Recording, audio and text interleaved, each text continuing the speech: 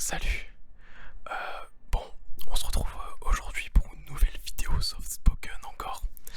Et en fait, j'étais en train de me faire la réflexion. Je pense que pour le moment, en tout cas, ce qui me chauffe le plus, c'est des soft spoken où je vous raconte ma vie ou des trucs à gauche à droite. Et du coup, je pense que je vais rester sur ce créneau-là pour le moment. J'aurai sûrement d'autres envies à d'autres moments, bien sûr. Mais là, c'est ce qui me donne envie de lancer ma cam. Donc pour l'instant je vais faire ça. Je sais pas si c'est un truc qui vous chauffe vraiment d'avoir full vidéo soft spoken en mode ego trip, je raconte ma vie ou des trucs à gauche à droite. Mes projets, les trucs que je fais en ce moment. Mais moi c'est ce qui me fait kiffer pour l'instant, de juste me poser, raconter des trucs, je trouve ça chouette, de partager un peu. Et puis même en fait, ce qui serait trop cool c'est d'ouvrir la discussion avec vous, de pouvoir parler avec vous et tout. Mais bon, pour l'instant on n'est pas encore assez nombreux pour ça. Et mais du coup voilà, pour l'instant c'est juste on se pose et puis on discute quoi, tranquillement. Et d'ailleurs du coup ça me permet de le dire, si jamais vous avez des choses à raconter ou quoi, des trucs que vous aimeriez que je partage en vidéo ou autre, n'hésitez pas à m'en faire part. Ce serait c'est toujours intéressant d'avoir des histoires à partager ou autre. Donc si vous avez quoi que ce soit que vous aimeriez que je partage en vidéo, ce sera avec plaisir. Mais voilà. Mais du coup là voilà, aujourd'hui là pour moi, on est... Bah, pour moi c'est la nuit de samedi à dimanche, mais du coup on est le dimanche à 1h13 du matin tout pile là. Et donc on est en plein The Event. Là j'ai lancé, là je viens de lancer le rec. On a passé les 3 millions il y a 30 minutes. Mais du coup voilà, je suis en train de suivre ça en fond. Pas là, même pas là tout de suite évidemment, mais je veux dire en dehors du tournage. Et mais du coup voilà, quand la vidéo sortira, Paul The Event sera sûrement fini. Je pense que je la posterai ce soir du coup, vu qu'il est 1h du mat, dimanche soir. Mais du coup voilà, j'ai encore noté des petits trucs à vous raconter à gauche à droite. J'en ai déjà, enfin j'ai déjà parlé justement de la partie soft spoken en mode ego trip. Je me suis noté ça en mode au final c'est un peu de du soft spoken en mode ego trip que je fais là. Et voilà, et ouais aussi, ouais, vos commentaires ils sont trop importants aussi. C'est ce que je remarquais.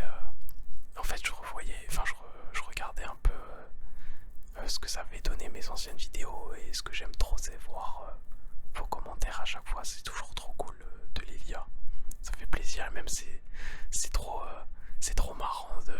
Enfin je trouve que c'est actuellement pour moi c'est qui marque le plus le fait que des gens regardent mes vidéos, parce que je vois, enfin quand je vois qu'il y a 50, 100, 300, 500 vues, c'est bien. Mais je trouve ce qui m'impacte le plus, c'est quand je vois qu'il y a des gens qui m'écrivent et je suis là en mode ok, c'est marrant, il y a des gens qui me regardent. Je trouve tout ça, c'est toujours trop cool de vous lire, j'adore ça. Mais du coup voilà, et sinon au niveau de ma vie là en ce moment, c'est trop cool parce que j'en parlais déjà un peu la dernière fois, mais avec un collectif de potes là où on fait des courts-métrages, des concours, des trucs comme ça. On a lancé notre chaîne YouTube où on poste les courts-métrages qu'on a fait dans le cadre de concours. Enfin, là pour l'instant, les concours qu'on a fait, c'est que des 48 heures. Donc en gros, on a 2 jours pour faire un court-métrage quoi. Et là, là je m'occupe, moi, c'est moi qui fais le CM et tout, qui poste tout sur les réseaux et tout. Je m'occupe de poster tous les courts-métrages qu'on a fait jusque-là. Et là, on vient de poster notre premier court-métrage. Enfin, c'est pas le premier qu'on ait fait, mais c'est le premier qu'on poste. Enfin, qu'on poste sur YouTube, je veux dire. Et on a commencé avec celui qui nous a fait aller le plus loin. Enfin, c'est le court-métrage avec lequel, du coup, on a gagné.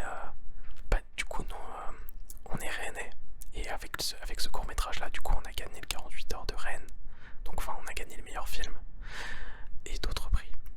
Et du coup, on a gagné meilleur film, meilleure réalisation et meilleure utilisation de la ligne de dialogue, parce que du coup, il y a des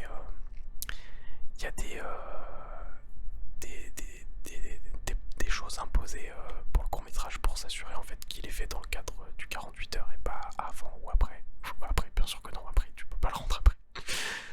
Mais voilà. Et du coup, voilà. Et du coup, grâce à lui, du coup, après, on est allé à la finale de la France, où du coup, il y avait toutes les autres villes de France qui participent, du coup, qui avaient leur finale, celui qui avait gagné leur ville en finale en France. Et en France, on a gagné un prix, on a gagné le prix de la meilleure utilisation du personnage imposé cette fois. Et en fait, quand tu gagnes une ville, tu vas automatiquement à la finale internationale. Et du coup, bah, grâce à ça, du coup, on est allé à la finale internationale, donc un festival de films, Filmapalooza, où genre, du coup, il y a tous les films des 48 heures qui sont présentés du monde entier. Donc il y avait genre, je crois, 144 films, un truc comme ça. Et du coup, nous, on était là en mode, des petits rennais en mode, jamais on va gagner de prix là-bas, n'importe quoi. Surtout quand on voyait les films des autres là, surtout les films des Américains et tout, où tu vois qu'ils ont des moyens, t'es là en mode, mais jamais de la vie on gagne un prix ici, possible. Et bah on a quand même gagné le prix des meilleurs costumes. Et on a été nominé dans les meilleurs maquillages et coiffures. Du coup, c'est invraisemblable. On n'y croyait vraiment pas. C'était incroyable. Mais du coup, ouais, on est allé à Lisbonne et tout pour la finale et tout. C'était un truc de fou. Vraiment, ouais. Du coup, grâce à ce court-métrage-là, on a vraiment vécu des trucs de zinzin derrière. Et donc là, ça y est, on poste enfin pour que les gens puissent le voir. Et donc, trop cool. J'ai trop hâte d'avoir les premiers retours des gens qui l'ont pas encore vu et tout. C'est trop chouette de pouvoir le montrer enfin. Mais du coup, ouais, c'est pas le... Bah du coup, ouais, on va poster tous les autres et tout. Et dont un que j'ai réalisé moi. Parce qu'en fait, on a chacun nos rôles attitrés un peu sur les courts-métrages. Chacun son rôle de manière générale. Moi, je vais être assistant caméra. En général, ça va être ça. Des fois, je suis un peu sur le scénario. Mais enfin, je commence doucement à me mettre un peu sur le scénario de temps en temps. Mais ouais, voilà, sinon voilà, mais du coup, j'ai réalisé un 48 heures l'année dernière. Et celui-là, mais il a malheureusement pas gagné de prix. Il avait participé à Tours, celui-là. Parce que du coup, même si du coup, nous, on est rennais, on participe dans d'autres villes qui sont à côté où on peut s'y rendre, quoi. Mais du coup, voilà, on avait pas gagné de prix avec celui-là. J'avais bien le seum. Surtout que on s'était donné de ouf. Donc ça foutait vraiment le seum. Mais du coup, voilà, il sera bientôt dispo lui aussi. Mais je pense qu'on le postera plus tard. On va en poster d'autres avant. Qu'on a fait des trucs un peu plus vieux. On commence avec le meilleur et on finit. Enfin, on commence avec un des meilleurs et on finira avec le meilleur.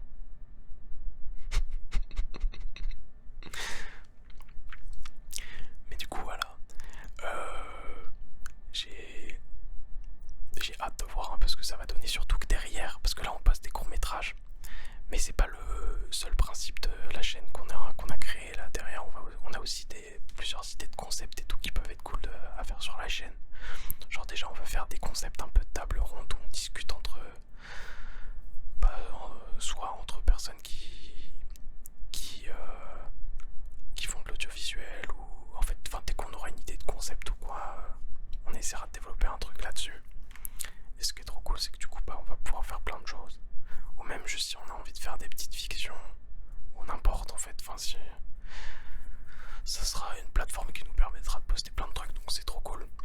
Surtout que je parle de YouTube, mais on a aussi créé un TikTok qui va avec, et puis un Insta et tout, donc chaque plateforme pourra y développer un peu son truc.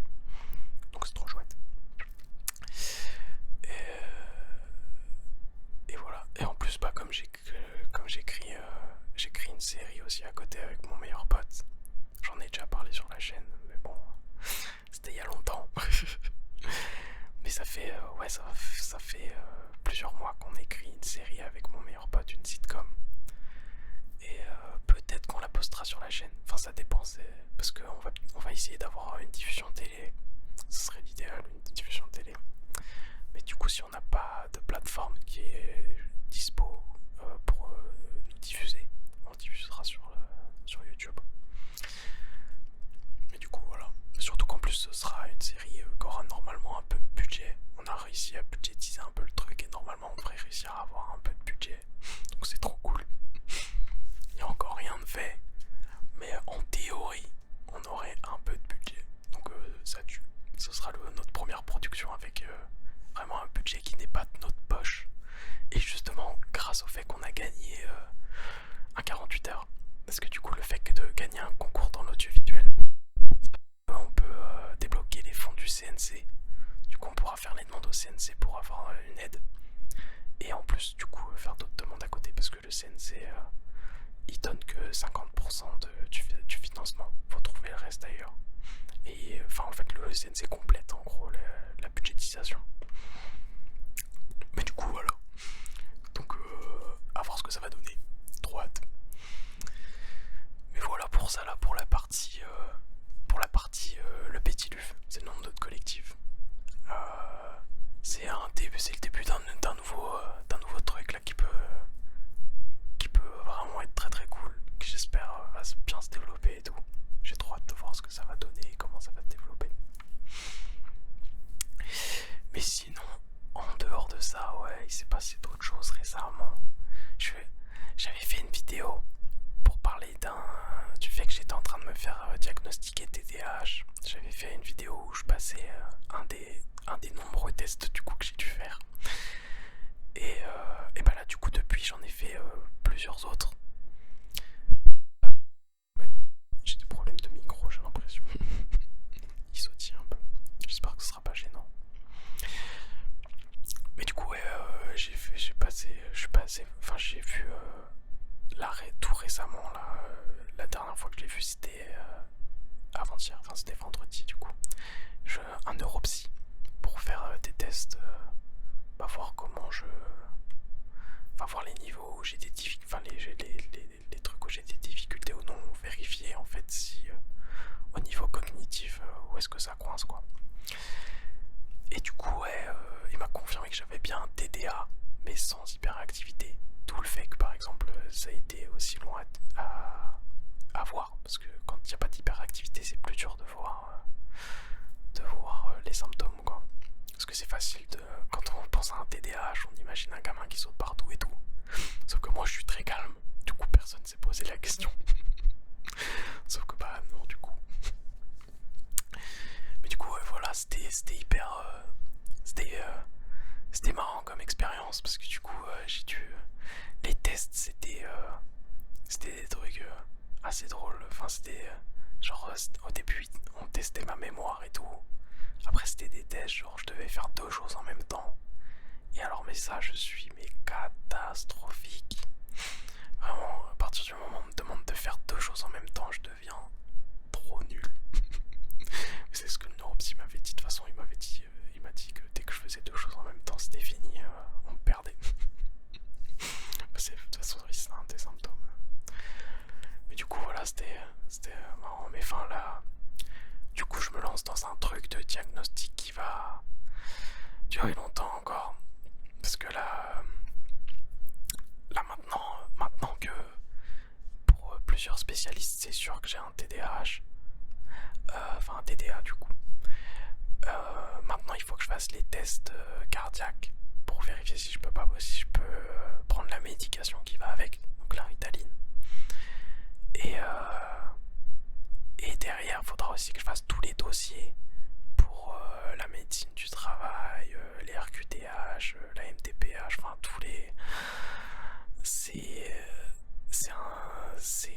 assez colossal en fait, enfin, ça fait un peu peur de voir tout l'administratif qu'il y a. Surtout qu'un des sujets du TDAH, c'est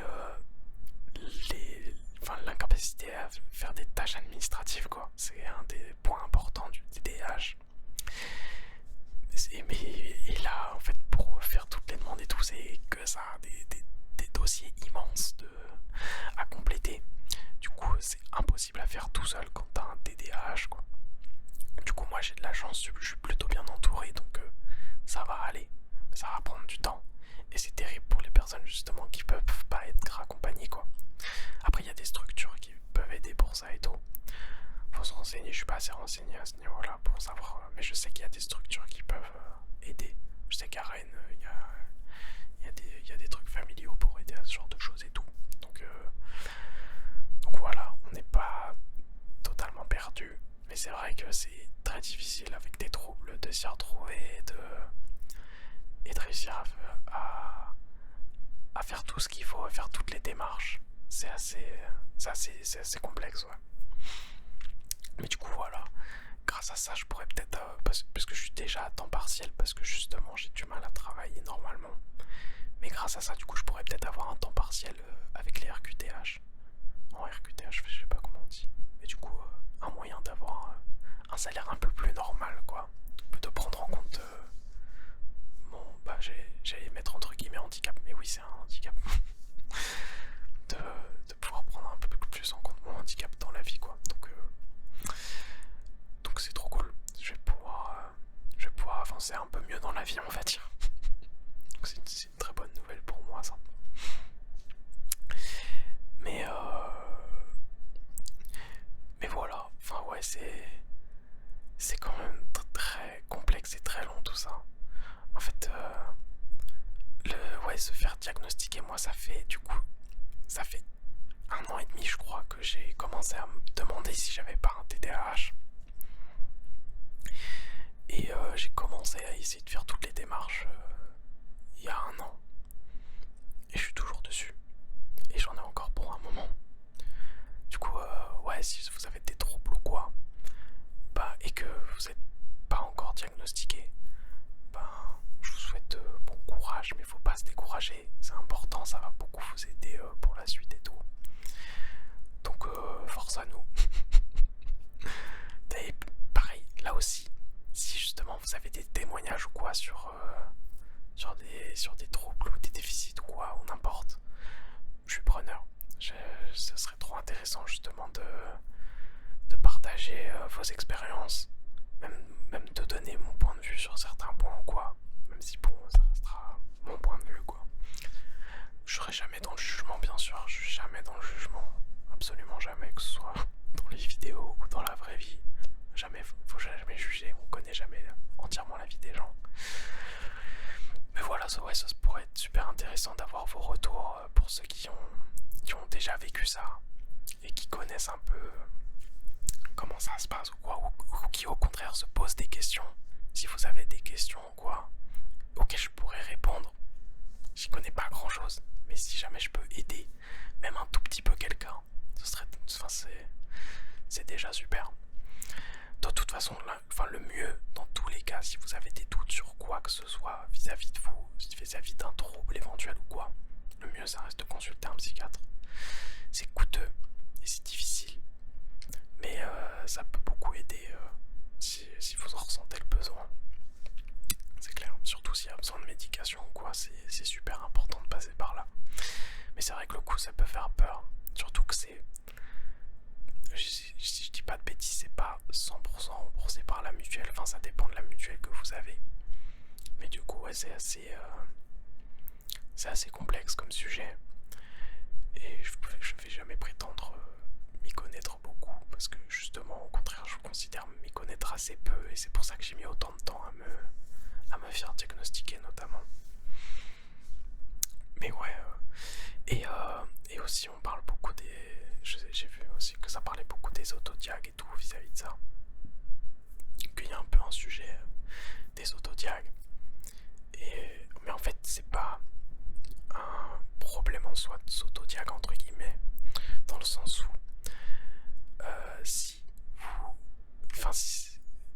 pour aller voir un psychiatre, il faut savoir, il faut le savoir, enfin il faut le sentir, il faut le savoir qu'on a quelque chose. Mais du coup, oui, on va faire des recherches. Moi, c'est parce que j'ai fait des recherches que j'ai vu que ça collait avec un TDAH et que du coup, j'ai orienté ma recherche là-dessus. Et dès que j'ai eu un rendez-vous avec un psychiatre, je lui ai dit ok, je pense que j'ai ça, qu'est-ce qu'on fait? Du coup, l'autodiag c'est important, faut en passer par là. Mais c'est vrai, et pour certains, du coup, ça bloque jusqu'à l'autre Zodiac parce que pas les moyens de consulter un psychiatre. Et c'est vrai que ça devient difficile à partir de là. Mais si vous avez les moyens et que vous pensez avoir ce genre de trouble, foncez, parce que ça pourra que vous faire du bien. Soit justement pour vous conforter dans cette idée et puis enfin, trouver comment évoluer avec votre trouble.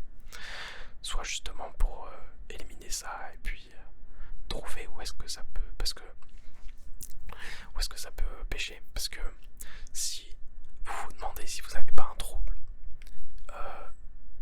il y a forcément quelque chose derrière. On se demande pas si on a un trouble comme ça au hasard. Il y a forcément quelque chose derrière, que ce soit même si du coup même si du coup vous vous trompez de trouble. Je sais pas, si par exemple vous pensez être TDAH et qu'au final ça s'avère être de l'anxiété, ça reste un problème. Donc dans tous les cas, il y a toujours, on se pose pas ce genre de questions s'il n'y a pas quand même quelque chose derrière. Donc ouais, c'est important de faire attention à sa santé mentale. Et encore une fois là, tout ce que je dis, c'est pas à prendre au pied de la lettre. Je m'y connais pas assez sur ce sujet pour conseiller qui que ce soit. La seule chose que je peux vraiment dire, c'est au possible consulter des psychiatres si vous avez des doutes là-dessus. Mais voilà, et prenez jamais personne au pied de la lettre là-dessus. Même votre psychiatre. Il y a beaucoup de psychiatres où ça va pas. Enfin, c'est difficile de trouver un psychiatre qui saura vous écouter vraiment. Et enfin, ça peut arriver. Moi, j'ai eu de la chance. La première psychiatre que j'ai eue était super. Mais j'ai des amis qui ont eu beaucoup de problèmes avec les psychiatres. Et du coup, si jamais un psychiatre vous dit que vous avez rien, mais que vous en êtes sûr, peut-être que vous êtes allé aussi chez un mauvais psychiatre qui aura pas su vous écouter correctement, quoi. Mais après, encore une fois, moi je fais que des retours vis-à-vis de mon expérience et de ceux de mes amis ou quoi. Ça reste des sujets assez touchy dans lesquels je m'embarque. Mais c'est des sujets qui m'intéressent beaucoup et qui sont vraiment intéressants et complexes. Mais du coup, voilà. Moi, au final, je voulais faire une parenthèse là-dessus, mais ça a presque été toute la vidéo. Mais voilà, j'espère avoir pas trop dit de bêtises sur les troubles ou quoi. D'ailleurs, si jamais vous remarquez que j'ai dit des bêtises là-dessus ou quoi, n'hésitez pas à me corriger, bien sûr. Ce serait avec plaisir d'avoir vos retours là-dessus aussi. Mais voilà, je pense qu'on va s'arrêter pour ce soir. Je vous souhaite une bonne nuit ou une bonne relaxation. Peu importe où vous en êtes dans la journée.